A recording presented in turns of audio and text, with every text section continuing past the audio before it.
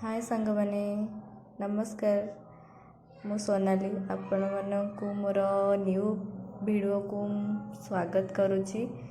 आज सकाल सकाल भाविली मु कौन करी एक्चुअली होम डेकोरेटर गोटे आनी थी तो मु भाविली कि यहाँ जाऊँगी टिके झरकार लगेदेवी भल लगे बोली से मुझे लगे दूची आ लगे सारा मु कौन करी ना ठाकुर पूजाटे करी गाधे सारिकी। तो बर्तमान मु गाधे सारी पलि आसी ठाकुर पूजाटे भी कर सारा तापर मु जीवी एबे गोटे जगह को जोटा कि आपण मैंने देखिए कहीं आपण मैंने भावुँ मु चांगुर धरी कुआड़े आसी तो मु फूल भी ये तोलुची कहीं ठाकुर पूजा तो मुझे कर सारे बट कहीं फूल तोलुची आपण भी ता रिजन जानवे निहाती भावे।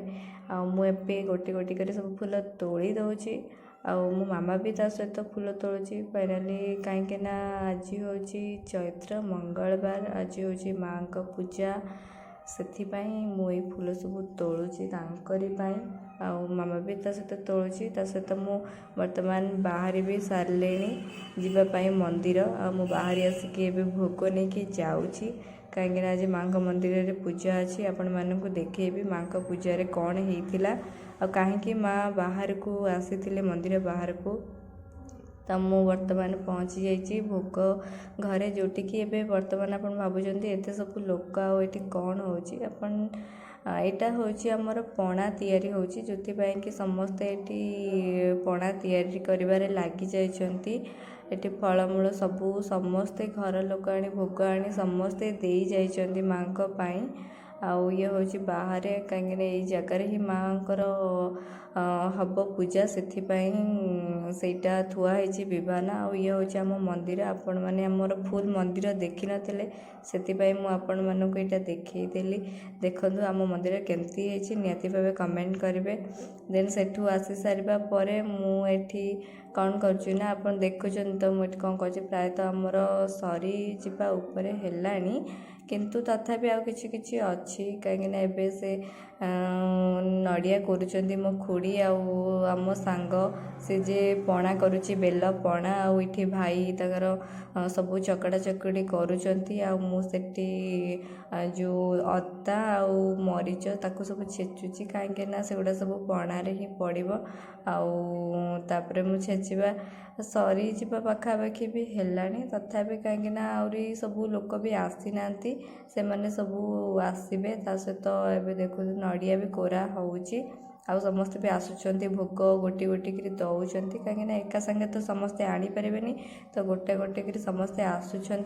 तो वर्तमान एवं ये आम खुड़ी आ ये भाई आउ से भी आम खुड़ी आउ समस्ते ये बसी समस्ते ये भोग कम ही लगी जाइए पणा कम पणार सब तो आप जानती केते सब जिनस पड़ो कहीं जेहेतु माँ को पणा होटा आमर द्वितीय पाली मंगलवार जोटा चैत्र मंगलवार 5 पाली हुए ही आमर यहाँ होटा 2 पाली थिला तो आहरी 3 पाली रही। तो आपण को मु गोटे चैत्र मंगलवार गोटे फास्ट मंगलवार जोटा मुझे आपको देखी यहाँ हूँ सेकेंड तो आपण मैंने देखुंट तो सहित आपण मैंने भी देखिए कि कौन आम ये मस्ती भी करुचु सहित पणा करवा सांगे सांगे कहीं कौन करवा समस्ते ये जेहेतु बसीचु तो पणा तैयारी करुचु तो टिके मस्ती हम ना तो से सेव काटुंट सहित आम सब ये बसिक गपसप करुचु सहित काम भी करुचु कहीं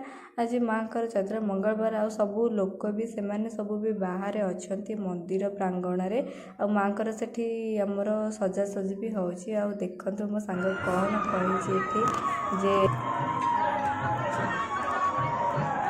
आमर पणा प्रस्तुत हो गला ये जगी कोई नब किए नब तू नबू हाँ भल तू देखा ये तो कई तार बुले गला।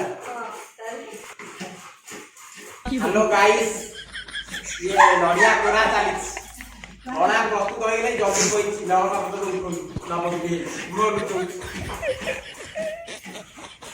केवल पणा पाई जगी कोई काम को नहीं ये हूँ साबी ନଡ଼ିଆ କରୁଛି ସରେଇ ଯେତକ କହୁଛି ନଡ଼ିଆ ନାହିଁ ତାର ବିନା ସରେଇ ନ ଇଏ ସମୀର ତାକୁ କହିଲା ଲୁଗା ତା ପିନ୍ଧିକି ଆସିବୁ ଠାକୁରଙ୍କୁ ଧରିବୁ ଓ ଲୁଗା ନାହିଁ ଲୁଗା କୁଆଡ଼େ ଗଲା? ବର୍ତ୍ତମାନ ଆପଣ ଦେଖନ୍ତୁ କି ଆମର ଯେଉଁଠି ମା ବସିବେ ତାଙ୍କର ବିମାନ ସଜ ସରିଲାଣି ପାଖାପାଖି ସମସ୍ତେ ସଜ କରୁଛନ୍ତି।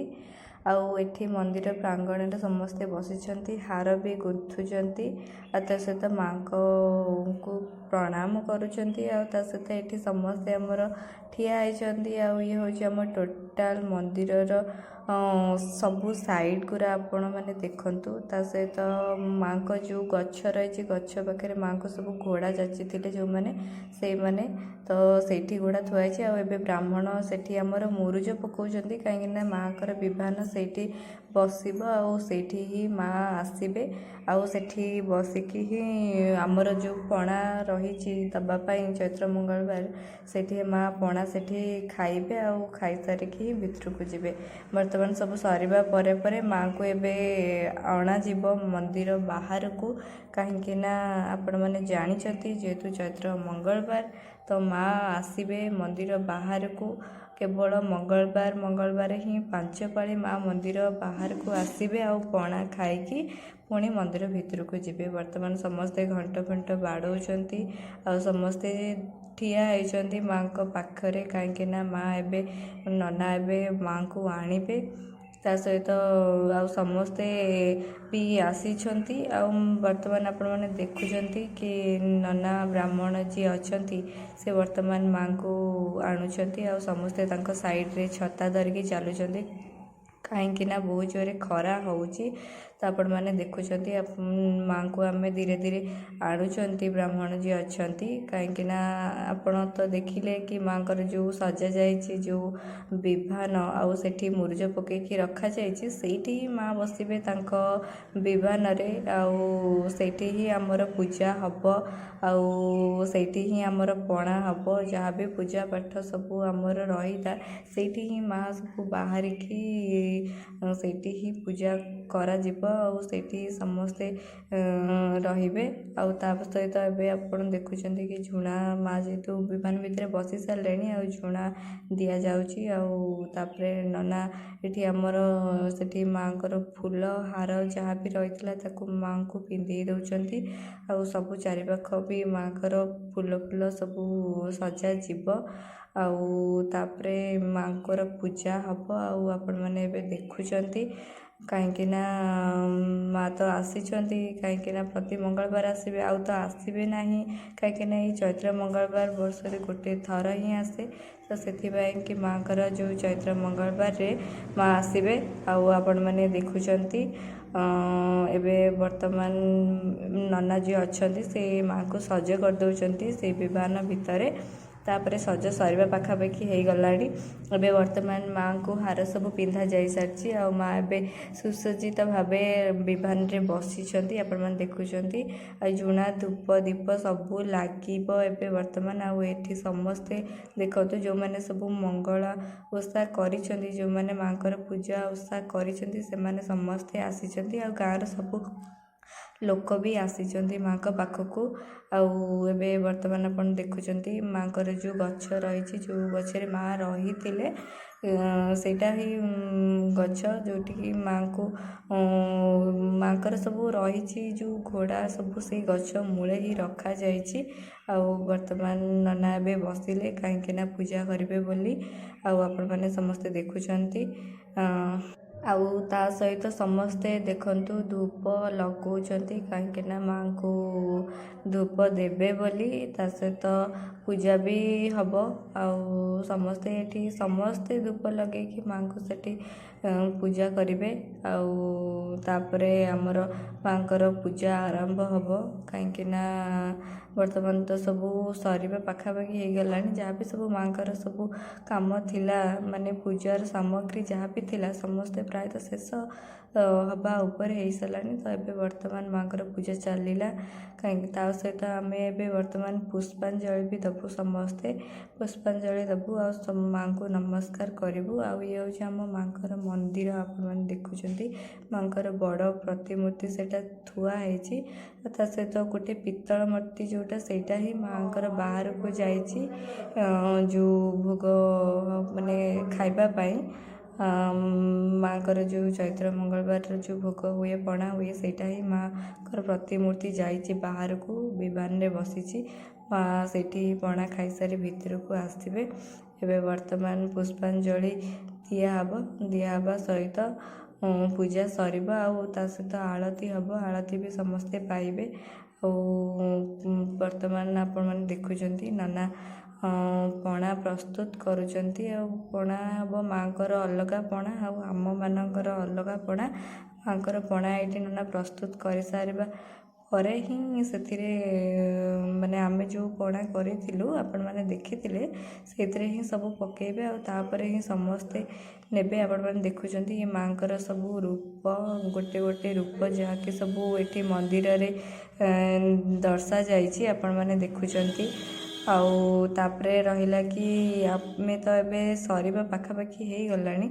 ଏଠି ମୋ ସାଙ୍ଗ ବସିଛି ଆଉ ଏଠି ସମସ୍ତେ ଠିଆ ହେଇଛନ୍ତି, କାହିଁକିନା ବହୁତ ଜୋରେ ଖରା ହେଉଛି। ତ ଏବେ ବର୍ତ୍ତମାନ ଆମର ସରିବା ପାଖାପାଖି। ତ ଆପଣମାନେ ଆସନ୍ତୁ ଦେଖିବେ କି କ'ଣ ହେଉଛି ଆମ ମାଙ୍କ ମନ୍ଦିରର ସବୁ ପୂଜା ବିଧି କ'ଣ କେମିତି ରହିଛି। ତ ଆପଣମାନେ ଦେଖୁଛନ୍ତି ନା। ତ ଦେଖନ୍ତୁ ବର୍ତ୍ତମାନ ଆମର ଭୋଗ ସରିବା ପରେ ହିଁ ମାଙ୍କୁ ଏବେ ବର୍ତ୍ତମାନ ମନ୍ଦିରର ଚାରିପଟେ ବୁଲାଯିବ। ମା ଏଠି ବୁଲିବେ, ମାତ୍ର 3 ଥର ହିଁ ମା ସେଠି ବୁଲିବେ ମନ୍ଦିର ଚାରିପାଖରେ। ଏବେ ସମସ୍ତେ ଫାଷ୍ଟ ତ ଧୂପ ଯାହା ଯେଉଁ ଝୁଣା ରହିଛି ସିଏ ଆମର ଜେଜେ ନେଇକି ଯାଉଛନ୍ତି ଆଗେ ଆଗେ, ତା ସହିତ ପଛେ ପଛେ ସମସ୍ତେ ଛତା ଧରିକି ମାଙ୍କୁ ନେଇକି ଆସୁଛନ୍ତି। ଆଉ ମାଙ୍କୁ 3 ଥର ହିଁ ବୁଲାଯିବ। ଏ ତ ଆମର ପ୍ରଥମ ଥର ହେଲା, ତା ସହିତ 3 ଥର ହିଁ ବୁଲାଯିବ। ଆଉ ବୁଲା ସରିବା ପରେ ମାଙ୍କୁ ମନ୍ଦିର ଆଗରେ ହିଁ ରଖାଯିବ, କାହିଁକିନା ମା ସେଠି ରହିବେ କିଛି ସମୟ ପାଇଁ। ମନ୍ଦିର ପ୍ରାଙ୍ଗଣରେ ରହିବେ ଆଉ ସମସ୍ତେ ସେଠି ନମସ୍କାର ମାଙ୍କୁ କରିବେ ଆଉ ଦର୍ଶନ କରିବେ, କାହିଁକିନା ପୁଣି ମା ତାଙ୍କ ମନ୍ଦିର ଭିତରକୁ ଯିବେ ନା। ତ ଏବେ ଲାଷ୍ଟ ଥର ଆମର ହେଇସାରିଛି, ବର୍ତ୍ତମାନ ଆମର ତୃତୀୟ ଯେଉଁ ବୁଲିବା ସେଇଟା 3 ଥର ହେଇସାରିଛି। ଆଉ ଏବେ ବର୍ତ୍ତମାନ ମା ଆମର ବସିବେ ଏଠି ମନ୍ଦିର ପ୍ରାଙ୍ଗଣରେ ବସିବେ। ଆଉ ସେଠି ନନା ବି କିଛି ତାଙ୍କର ରହିଛି ଯାହା ସେ କରିବେ। ଆଉ ଆପଣମାନେ ଏବେ ଦେଖୁଛନ୍ତି ସମସ୍ତେ ନମସ୍କାର ହେଉଛନ୍ତି, ଆଉ ସମସ୍ତେ ଏଠି ନମସ୍କାର ହେବେ, କାହିଁକିନା ମାଙ୍କର 3 ଥର ବୁଲା ସରିବା ପରେ ମା ଯେହେତୁ ମନ୍ଦିର ଭିତରକୁ ପଳେଇଯିବେ, ତ ସେଥିପାଇଁ ଏଠି ସମସ୍ତେ ମନ୍ଦିରରେ ସମସ୍ତେ ମାଙ୍କୁ ନମସ୍କାର କରିବେ। ଆଉ ତାପରେ ଏବେ ଆପଣ ଦେଖନ୍ତୁ ମା ଏଠି ଏବେ ବସିଛନ୍ତି।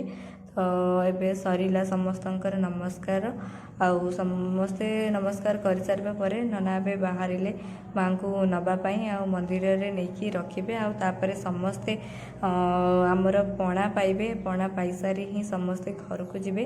ତ ମୋ ଭିଡ଼ିଓଟି ଆପଣମାନଙ୍କୁ କେମିତି ଲାଗିଲା ନିହାତି ଭାବେ କମେଣ୍ଟ ମାଧ୍ୟମରେ ଜଣାଇବେ। ଆଉ ଭଲ ଲାଗିଲେ ଲାଇକ୍ କରିବେ, ଆଉ ସେୟାର କରିବେ, ଆଉ ସବସ୍କ୍ରାଇବ୍ କରିବେ। Thank you, bye bye all.